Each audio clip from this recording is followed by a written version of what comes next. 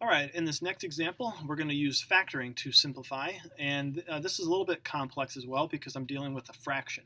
So there's going to be a whole bunch of steps involved in this process. So let's begin by taking a look at, can I simplify just the numerator or just the denominator by itself?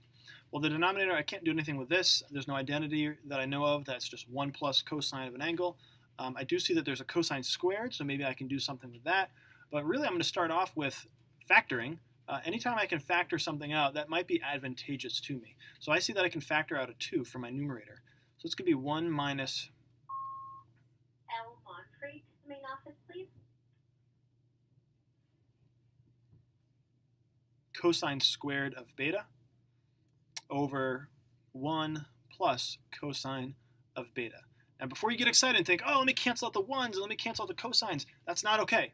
You can only cancel out common factors, and these are separate terms, so I can't simplify by crossing those out.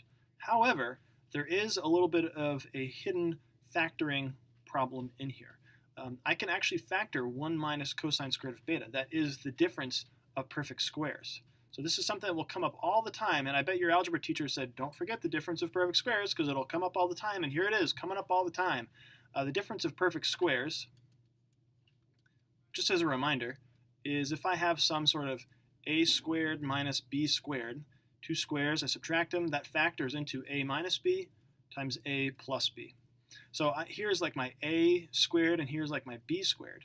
So this will actually factor into, I'm going to keep that 2, and this could be 1 minus cosine of beta times 1 plus the cosine of beta. 1 is a perfect square, cosine squared of beta is a perfect square, so it factors into something like this. And now when I divide by 1 plus cosine of beta, this is one entire factor, and now I have the satisfaction of canceling out this common factor, numerator and denominator. So my final answer is just what is left over, 2 times 1 minus cosine of beta. Why don't you try this example? We're going to apply a lot of the same steps. So pause the video, give this one a shot, and see how it goes.